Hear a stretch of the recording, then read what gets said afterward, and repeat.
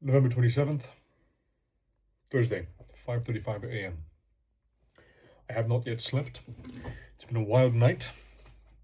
I have much to share, much to speak about, so I'm going to dive right in immediately. No foreplay. Allow me to begin by saying this.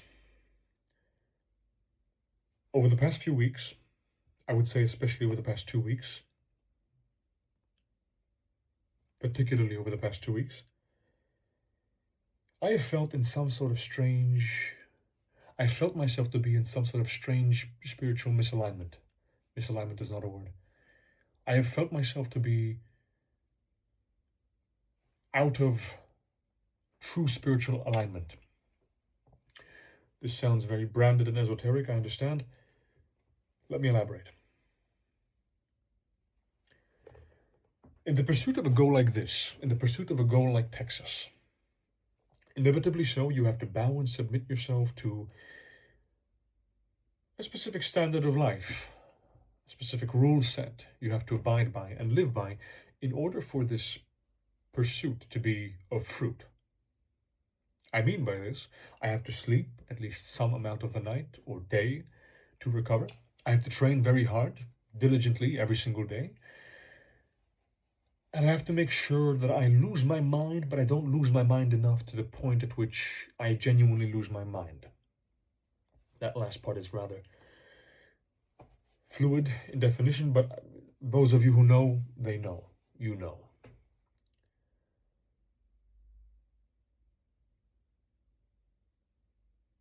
Here's where my particular issue comes into play. Over the course of my life, over the course of my adult life in particular, I have learned to discover that although it is very popular to proclaim yourself to be complex, I think far too many people do, I have come to grips and to terms with the fact that I very much am indeed a very complex individual. I don't mean this in a fashion that is self-elevating. I mean this more so that I am in a few certain ways complex that are good, and in quite a few certain ways complex that are completely and entirely fucked up. This is not me being self-degrading. This is me being self-accepting. The complexity is tied very closely to my creative capacity. You see, creativity doesn't exist within everyone to the same degree, and most certainly does not exist within everyone to an impressive degree. Creativity exists within everyone, that is baseline true, but true creatives are rare. Whether I am one, I highly doubt it. Then again, I have passages and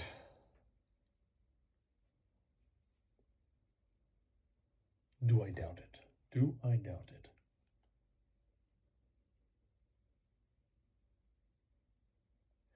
Whether or not I am a creative, I do not doubt, but I am still questioning it. Let me put it that way. Back.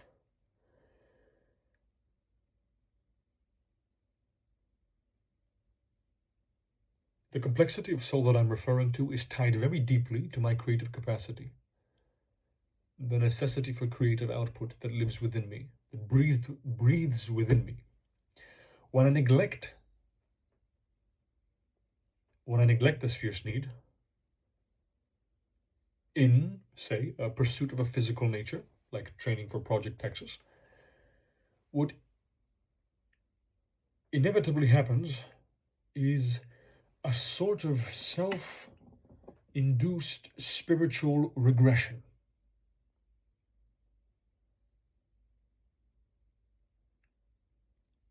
I am by default an individual who seeks resistance as a creative and as an athlete.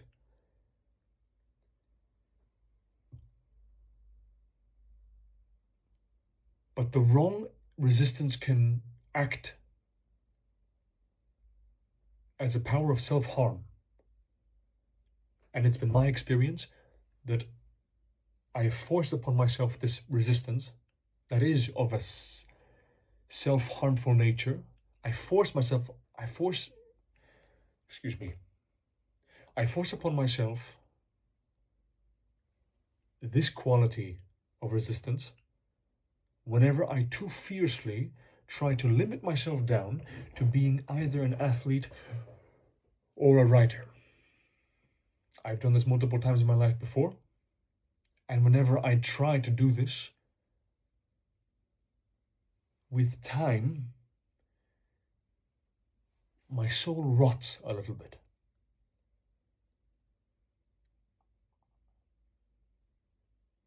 I do this, I think, because to some degree there is a desire within me also to belong.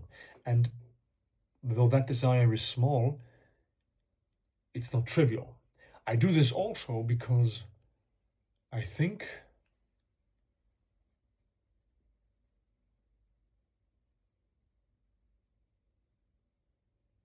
essentially I want to be the best I can be, and it's very conventional to follow paths and ways of life which have shown to bear fruit and results that you are looking for, but they're not always applicable to you.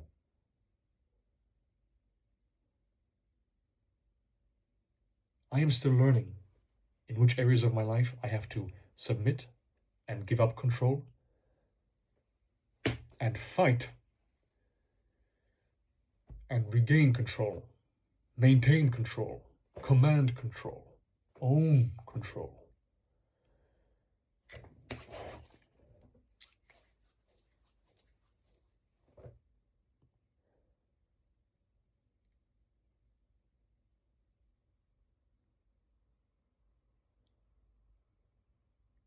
And I think the primary reason why I've been struggling to do this every single evening, to create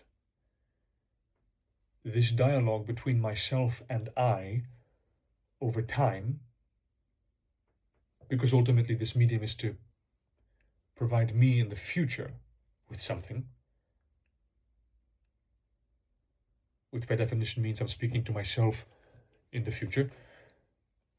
The reason I've been struggling to engage with this every single evening, and I have been struggling, is precisely because I've been too valiantly and too pseudo-valiantly attempting to be an athlete, whatever the fuck that means. And whenever I do this, I neglect a part of myself which is so fucking big, and so fucking strong, and so relentlessly and violently passionate that when I do, he tells me to, he slaps me across the face and tells me to fuck the right. I'm losing my words here. The bottom line is,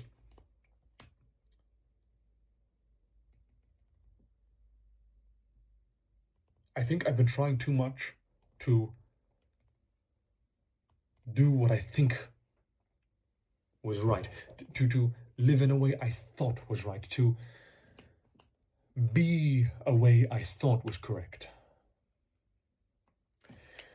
Not too long ago, I reached out to a very, very, very good friend, a very important person in my life, and I asked them for some guidance. And I asked them for guidance in the form of a tarot card reading. Before you laugh this off, allow me to say that I have always been rather skeptical of such things, but the very few times that I've engaged with them, they have been telling and guiding in ways that are almost scary. I don't say this lightly. I'm very serious. So I asked this individual to help me. I came to this individual with a question and I said, please, just tell me what the cards say. The message I received was as follows. Give me a second. Please give me a second. I could have prepared this, but I didn't. I'm improvising here. This is all a freestyle.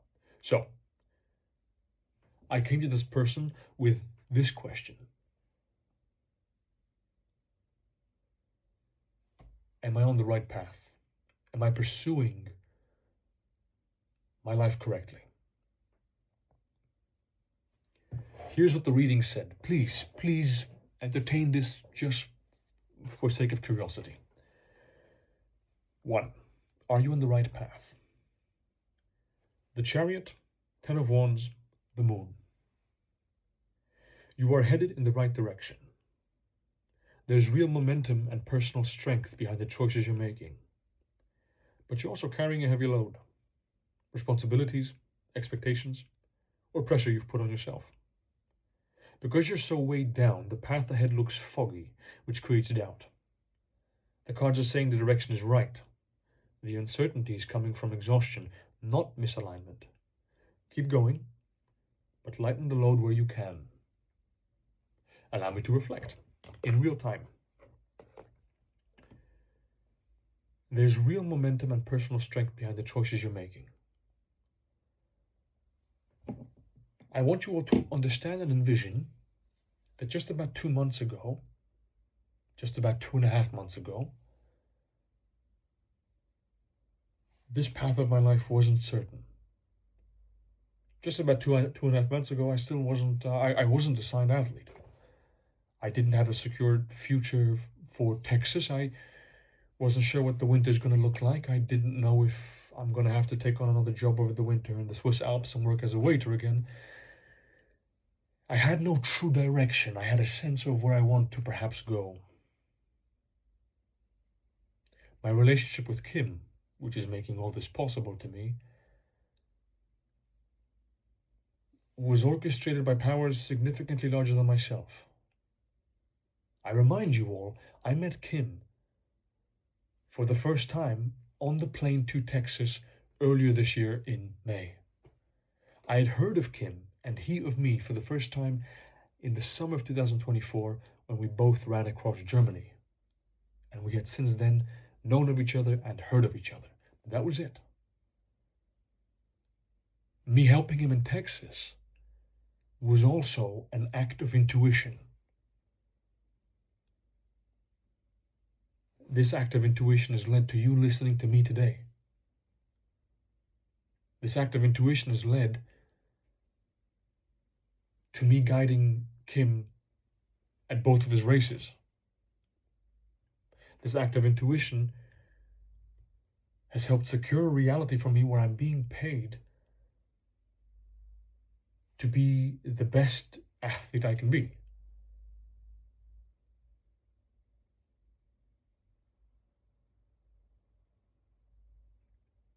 It is precisely because of this that I don't take.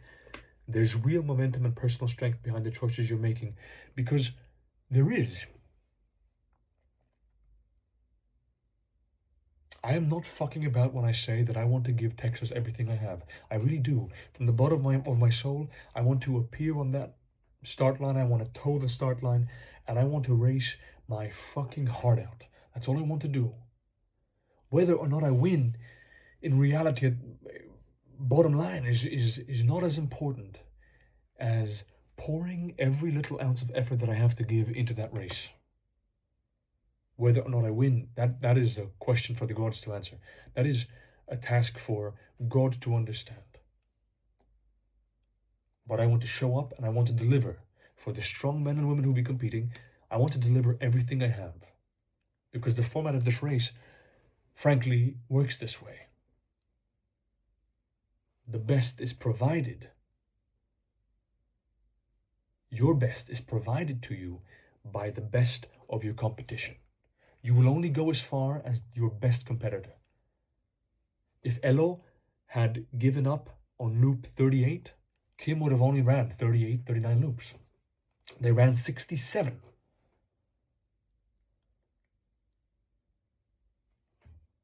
The reading continues. This friend added 2 more questions in the same nature of the first one. Let me see.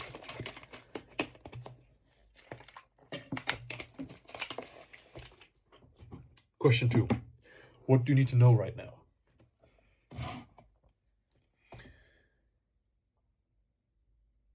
Temperance, reversed. Ace of Wands, reversed. Knight of Swords. Those are the 3 cards that come out per reading. You're out of energetic balance. Something in your pace or routine is off. Either moving too fast or feeling stuck and trying to force momentum. This imbalance is blocking your spark, which is why motivation or inspiration may feel flat. The Knight of Swords shows the urge to push forward anyway, but warns against acting from frustration or anxiety. You don't need to rush to fix everything immediately. Slow down, recalibrate, and let yourself come back into alignment before making big moves. I want you to understand that when you're pursuing, I should say it differently. I want you to understand that when I pursue a goal of this magnitude and nature, which I have before, or go the Germany run, P61,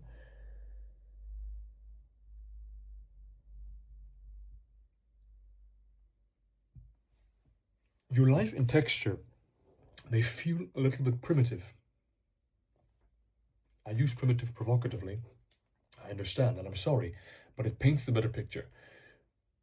Pursuing a life solely athletically, though spiritually very enriching, of course, nonetheless can feel in texture a little primitive.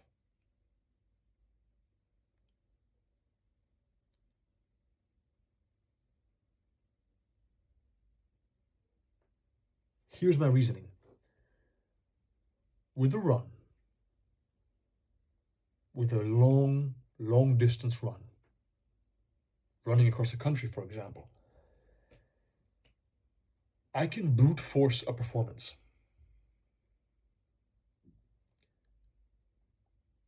I can charge through exhaustion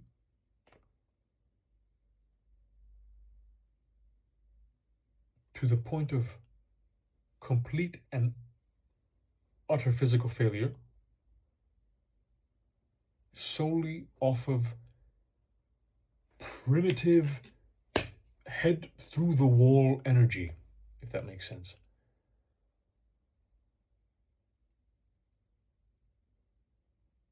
Pursuing writing, for example, doesn't work that way. I learned in pursuing writing that when orchestrating a creative piece, because that's what long form writing is, it's architecture, it's construction. You are orchestrating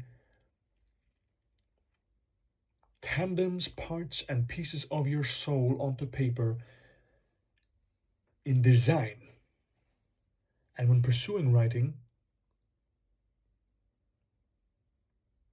you can't brute force your way through a text. You can't brute force your way into finishing a piece. Sometimes, with writing, acceleration is pulling the handbrake, stopping completely, sitting down and staring, observing. Ernest Hemingway once said that if you enter a room and leave the room, you should be able to tell exactly everything you saw in the room and describe exactly what that room made you feel and explain exactly what it was that made you feel that way. Writers are masters in observation. Masters in observation.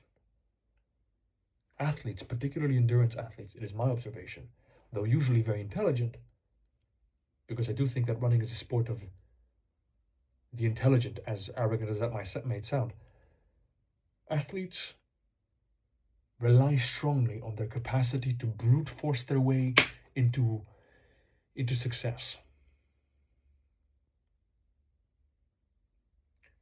Trying to balance existing between both polar opposites, in a sense, is sometimes a little frustrating. And I've fallen victim to trying to be one thing in chapters of my life and trying to be the other thing in other chapters of my life, which is complete and utter fucking nonsense. I have to be here at all times. I have to be A.P.L at all times.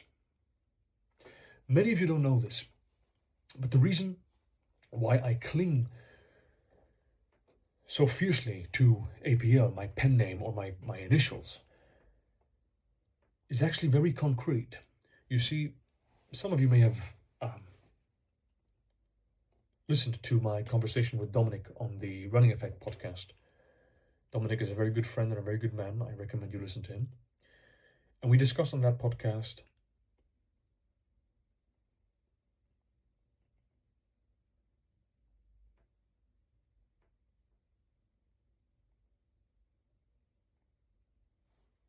Matthew McConaughey's Oscar acceptance speech from 2014. There's a sentiment that McConaughey shares in that speech that made concrete to me what I always felt about my conceptualization of A.P.L. And it was, he said something along the lines of, when I was 15 years old, a person that's very important to me came to me and asked me, who is your hero? And he goes, and I said, I don't know, give me 2 weeks to think about it. I'll get back to you. And 2 weeks later, the same person asked him, so who's your hero? And McConaughey said, you know what, it's me in 10 years. And so 10 years later, the same person asked McConaughey, it's 10 years later, are you your hero? And Matthew answers, no, not even close. You see, because my hero is me at 35. And he goes on to say, so you see, every day, every week, every month, every year, my hero is always 10 years away. I'm never going to be my hero. I know I'm not, and that's okay, because that gives me something to keep on chasing. Here is how that relates to A.P.L for me. I've always felt that I was in some sort of conversation, some sort of contact, some sort of exchange with my highest self. I think today, to some degrees, there are parallels between being in conversation with my highest self and being in conversation to God. I don't think that they are particularly two different things. I think, in fact, they are most likely one and the same, and yet still different. But that's a different conversation.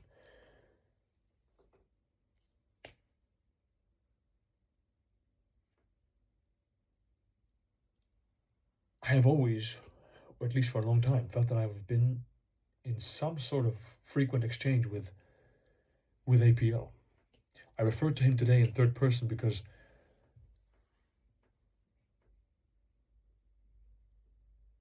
while I know and believe that he is me and I am him, I do still believe we are two different people.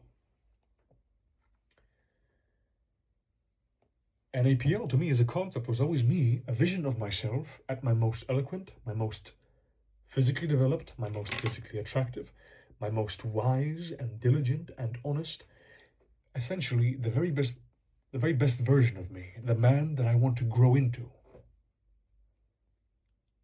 I understand I will never grow into A.P.L, I do, because just as I develop over the years and grow over the years and move over the years and break over the years, so will A.P.L. But that moving target is what provides the direction to which my soul feels most drawn to at all times. Today, when I identify a voice that speaks to me, a voice that is calling for me to be better, stronger, more honest, softer or harsher, the voice that is the most demanding of me, that is his voice.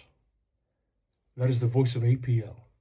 And right now I'm speaking to you as Alexander.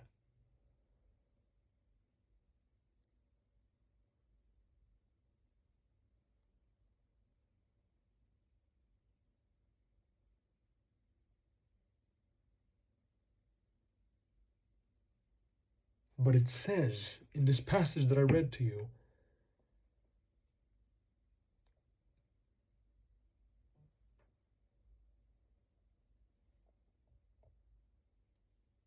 you are either moving too fast or feeling stuck and trying to force momentum.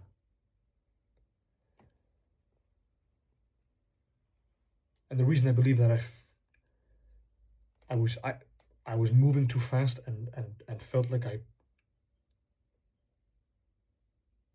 the reason I was moving too fast and lost momentum, which I do believe are true. I don't believe they are true because I read the text. I genuinely believe they are true. Is because too fiercely I was trying to be whatever the fuck I thought I needed to be for Rapid and for Texas and for the training and for Alyssa and for Ben and for my brother and for my mother and for my father. And I want to be done trying to be. I want to be finished with the notion of trying to be. I want to grab myself and shake myself and tell myself to wake the fuck up.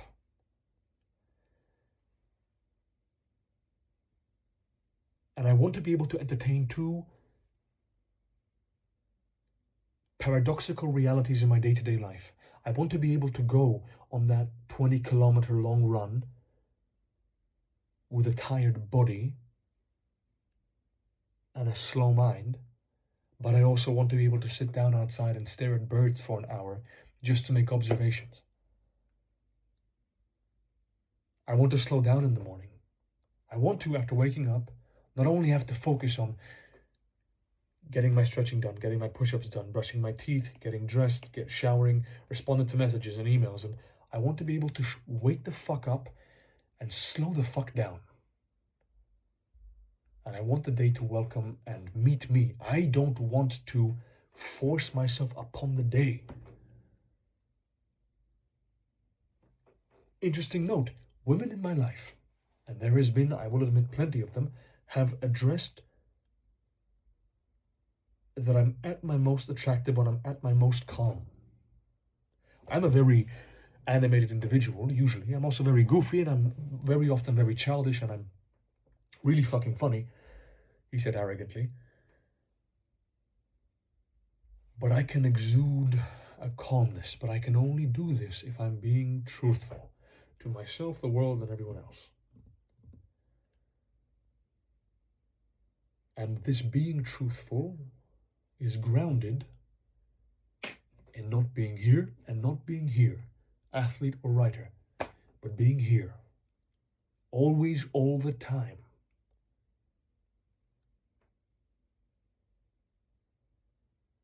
We admire authenticity, as we should. It's a beautiful thing to see in people, but it's a rare thing and it's a difficult thing. And I find it's all the more difficult, especially if you are somewhat of a public individual. And though I'm not famous, I am somewhat of a public individual.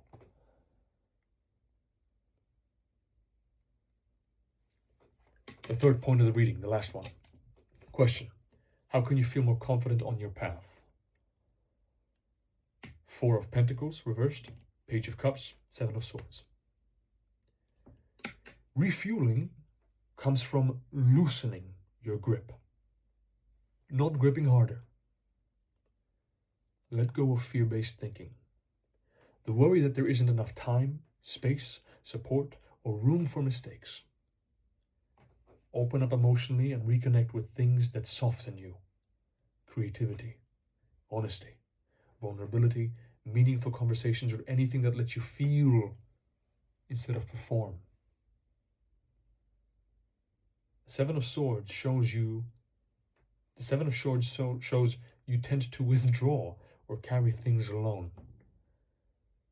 The cards are asking you to stop isolating when things get heavy. Let yourself be supported. When you open up and let your emotional world breathe, your clarity and confidence return. This is the most monumental of the three that shook me to my fucking balls. Let's reflect.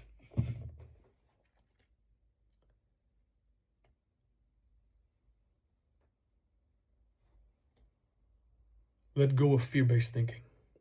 The worry that there isn't enough time, space, support, or room for mistakes. I am so caught up in the reality that I will be competing against men and women in Texas that so drastically outclass me as athletes that it's not even funny. Kim is younger than me, but he is definitely the more experienced ultra-endurance athlete. And aside from Kim, there will be a Kendall, and there will be a Mark Dowdle, And there will be that Hugo guy. And there will be Alyssa. And there will be plenty of other names ready to pour into this race everything they have. And everything they have, in certain cases, is years, decades even of experience, of built up mileage, of momentum and meaning. Now, I want to be very clear. If you breathe air, it's fair fucking game. I will take it on with anyone. I will toe that fucking line with any motherfucker who wants to win. I will happily lose. But I swear to fucking God, I will make you work for it. If you want to drop me, you're gonna have to fucking grind me to the motherfucking soil of the earth.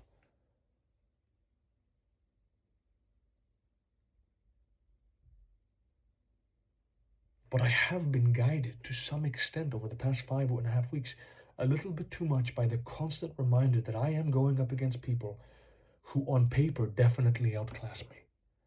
Does it matter in the race format in Texas? Not particularly. This format is cruel. It doesn't care whatsoever about your desire to win, be, perform. It doesn't care. And I've said before, and I will say again, physicality, I think, only makes up 30% of the equation in this race. I think the very vast majority of what decides this race is mental and spiritual constitution, not the miles you've ran. They contribute, but they don't decide.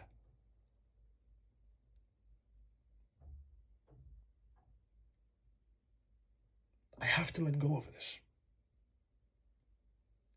It is not within my control how much those maniacs will work, how much they have worked, and what they will put into this prep. I have no control over any of that. It is not in my power. What is in my power is making fucking sure that I show up not here, but fucking here. In my chest, aligned. In my legs, ready. All I have to do is fight. When that bell rings for the first time, but in the build-up to that bell, I must take care of this. This is what will win me the race. This, in combination with this mind, I'm a problem for anybody. I know I am.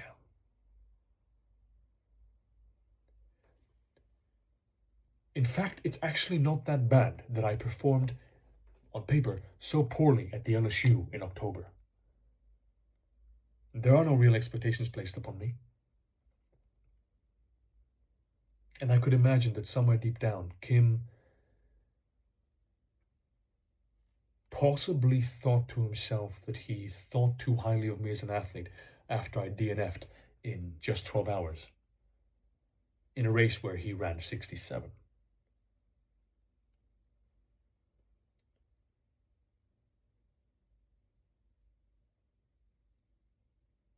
I hope and wish that every athlete who competes brings their very fucking best. And I wish them nothing but God's eternal guidance for the next 4.5 months. And I hope everything in their prep runs smoothly.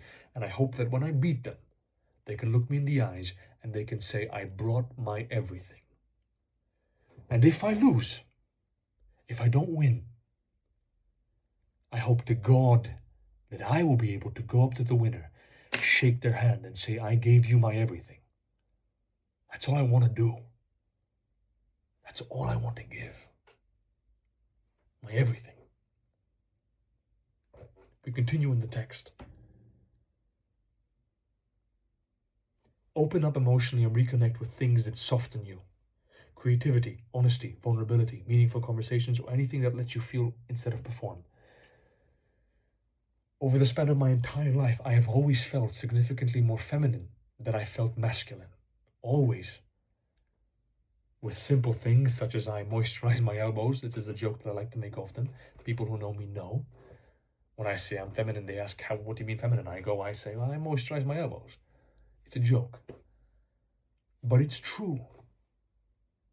Not the moisturizing the elbows, but the fact that I feel myself often, very, very often, as significantly more feminine than I do masculine. And I'm always perplexed when people perceive me as masculine. I'm always perplexed when people perceive me as manly.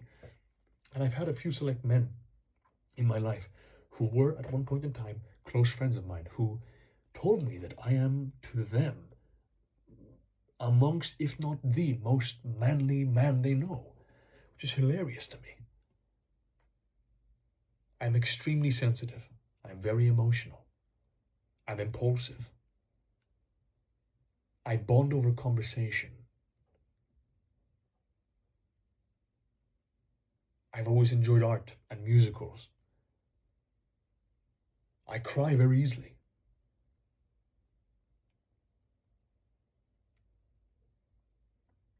I feel very deeply. Though I am a stern and logical person, by design I'm intuitive. I'm irrational. Most of the best things in my life have come to me because of my violently heightened irrationality.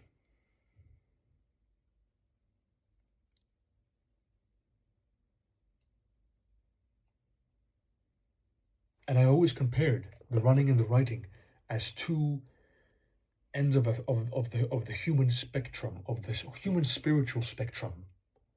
The running in nature is a very masculine pursuit. It's rigorous, it's daily, it's consistent, and it's physical, and it's brute forcing reality. It's brute forcing yourself onto reality. It's brute forcing, it's commanding reality to bend to the contours of your musculature. I stole that from Lauren, my very favorite writer. Lauren, if you're watching this, much love to you. The running in texture, I say again, requires of me sometimes to bend reality to the curvature of my musculature. It's grabbing your opponent, placing them in a chokehold, and holding until their bodily resistance proves futile and they go limp. And you can stand straight and high and say, I have commanded you into submission. Me. The writing, on the other hand, has always felt in pursuit more feminine to me. It is an act of submission, not command. I cry very often when I write and when I read. I'm not saying that crying is in any capacity bad, that I associate it with femininity, not at all. But I do associate the capacity to feel more deeply at a more comfortable rate with femininity. The most feminine of women in my life, and there's been a few, my mother is one of them. They have no shame in the degree to which they feel their emotions. When my mother is angry, she's motherfucking angry. And when she's happy, she is the most joyous 12-year little girl. And when she's passionate about speaking my future into the reality now, when she's hyping me up, she speaks with command. My mother, no woman in my life who I perceive to be as feminine ever took shame into the degree to which they felt their emotions. And so I say again, writing has always felt to me as a feminine pursuit. Always. And creativity, vulnerability, meaningful conversations. You can't lie to me and say that you don't, to some degree, associate some feminine essence with those things. If you do, I think I think it's likely that you are spiritually immature, uninformed, unsculpted.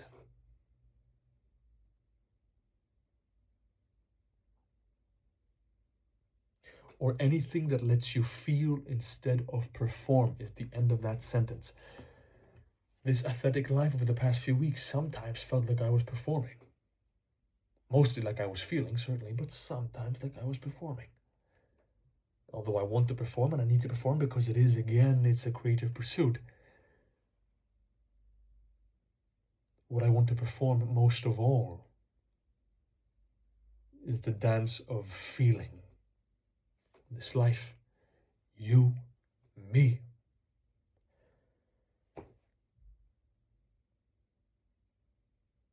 The text goes on. The Seven of Swords shows you tend to withdraw or carry things alone. I spent 419 days solo hiking across Europe with no contact to friends or family because I felt that I was, bottom line is, I think I felt unworthy of love because I felt I needed to be so much more. And I knew that the answer to those questions and desires will be found in isolation and adventure and pursuit. I'm the most textbook individual for the tendency to isolate when life gets difficult. And I'm always so incredibly moved when people reach out to me, when friends or my brother reach out, just to reach out. But it's always accompanied with a sense of, I'm letting them down as well because I could have reached out. I could have made that step. But instead I am placing upon them the obligation.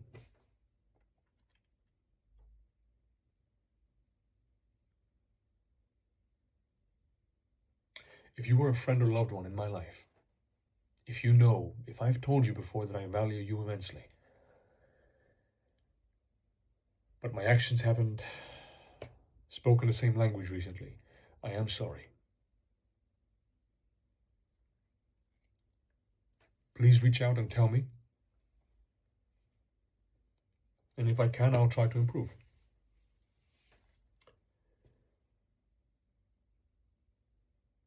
Text continues. Let yourself be supported.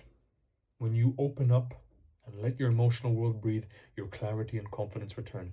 When I read this, I thought immediately of the YouTube self-documentary series. The support I've been receiving is absolutely incredible to me. Even if it's 1, 2, or 3 comments per video. On the first video, strangers who I don't even know, people whose faces I've never seen before, have left such remarkable commentary on me just speaking. I cried when I read some of those words, man. Robert, who comments on every video, comments with such depth and such clarity and such observational competence.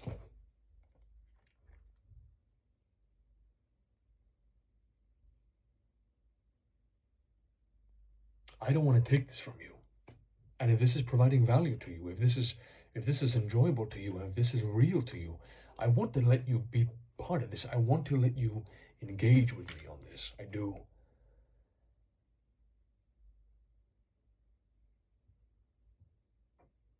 And I think, I've said it before in the beginning of the video and I'll say it again, I think the reason I haven't been able to, I think the reason I've been so inconsistent is because I've been trying to, bottom line, perform more than I was trying to be and feel and be, most of all.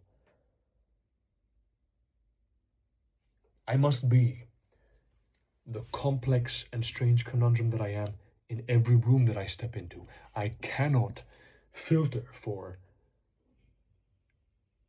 different people of different qualities and bow to their demands of making myself more understandable, more palatable, more sociable. I'm a very weird individual. And that's what it's meant to be. That's how I'm meant to be. That's how I'm meant to be.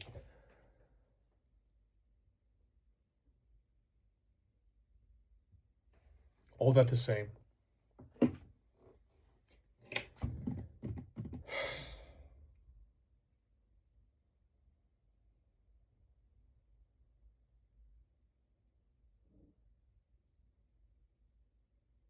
I'm on the right path. I'm pursuing the right thing. But friends, please, I beg of you, listen to what goes on inside of you. All the knowledge, all the wisdom, it is not in the books, it is within yourself. The books of the greats only make it more deliverable to you, easier to understand. They are translating through language states of being, fragments of their own souls, which are also part of your soul. We are, to some degree, on some level, one big collective consciousness.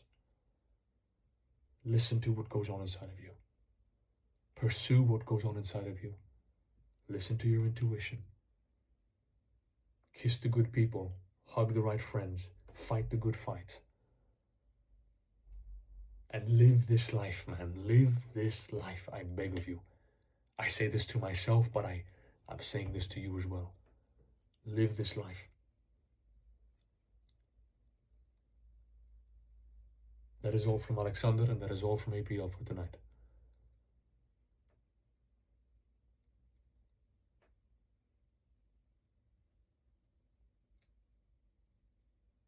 To finish things off, a small prayer. It's not a real prayer, strictly saying, because it's a poem. But on my travels and in my life, I use this poem as a prayer by speaking it aloud to self-recalibrate and speak myself back into existence when I need it. In fact, I learned that this was also Nelson Mandela's favorite poem, and in times of trouble and in times of need, he would recite it to himself to remind himself of what it means to live. So here is Invictus by William Ernest Henley, my favorite poem and my favorite prayer.